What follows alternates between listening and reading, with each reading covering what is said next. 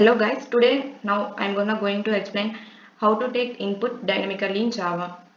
We can take input dynamically in Java and there are so many ways. First one is scanner class, and today now going to explain how to take input dynamically in Java by using an scanner class. Why we take input dynamically in Java? Because by taking an input dynamically, it is very useful and it helps the program more flexible and interactive. And by taking the values in a static way, it is a routine way. We need to change the values whenever we need, so it is a time taking process. So by taking an input in dynamically in Java, it is very useful and it is more interactive. So we take input dynamically, and I'm going to explain how to take input by using a scanner class. First, what is a scanner class? Scanner class is a type of class and it is used to take input from the user or its files. The scanner is a part of java.util package. We need to import the scanner class from the java.util package. So I will take an example of a program and how to take input by using a scanner class. So here I am importing the scanner class from the java.util package. This is the java.util package, and here I am importing the scanner class.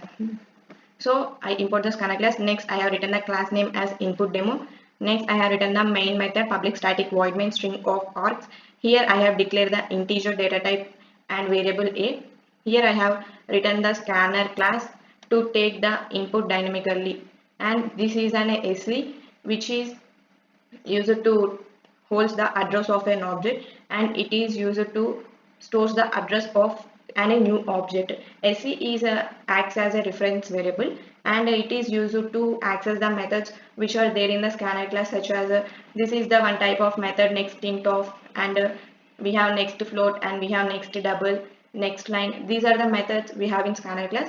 By using these methods, we can know what type of data or what type of variable and what type of data type we are taking.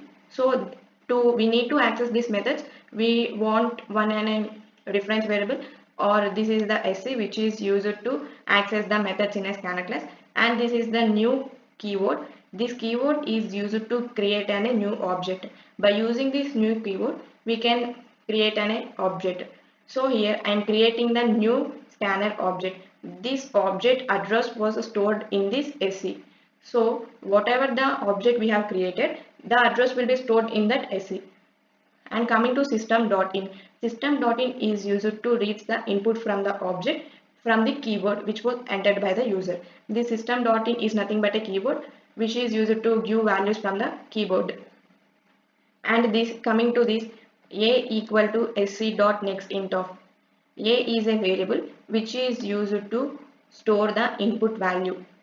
Which is used to store an input value. We can store the values in the A, what input was we are giving. And sc is the reference variable.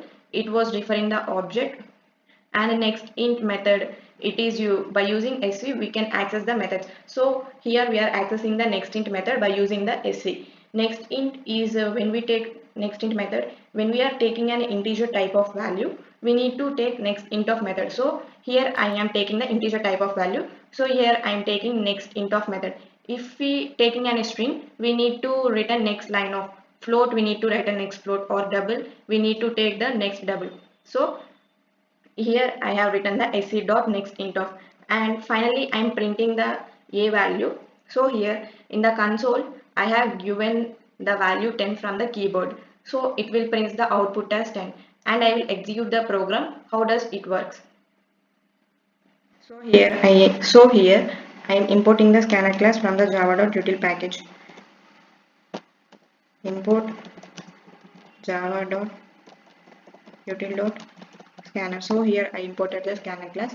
Next I am writing the class name as input demo, and I am writing the main method. Without the main method, the program execution won't happen.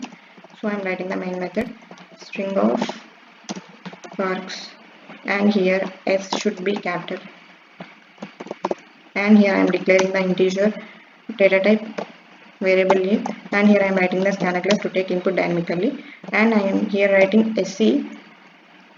Here it is the name given to an object, and in a short way I am writing sc. We can write any name, it is our choice. So here I am writing the sc name, I am changing to scanner, and here I am writing the new keyword. which it is used to helps to create any new object in Java. And here I am creating the new scanner object, and here I am writing system.in. This system.in is used to read from the object, and it is nothing but a keyboard which is used to give values from the keyboard by the user. And here I am taking a variable a. It is used to store the input values which we are giving the inputs. And here I am writing the scanner to access the next int of method. Here I had taken the integer type, so here I have written the next int of method.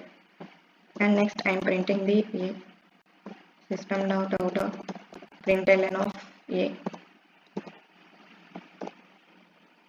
and I am running the program. It was asking a value, so here I am giving value 10, and this is the output. And here we are declaring integer data type here, so we can declare here also, it is an optional. And I am running the program and giving the value 10, so this is the output. So now we have discussed about integer data type, how to take input dynamically. And now I am going to explain string data type input dynamically. So when we reading a string, when we reading in a string, we need to write scanner dot next line of.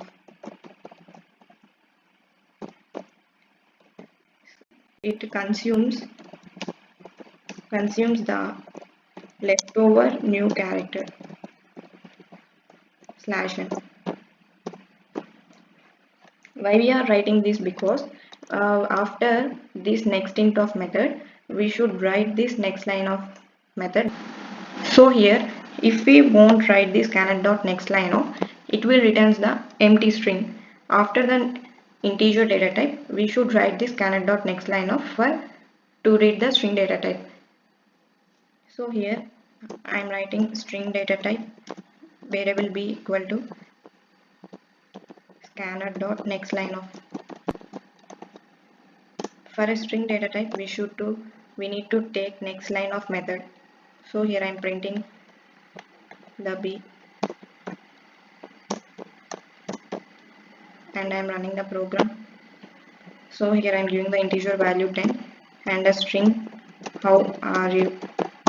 So this is the output. So in this way we can take input dynamically in Java by using the scanner class. Thank you.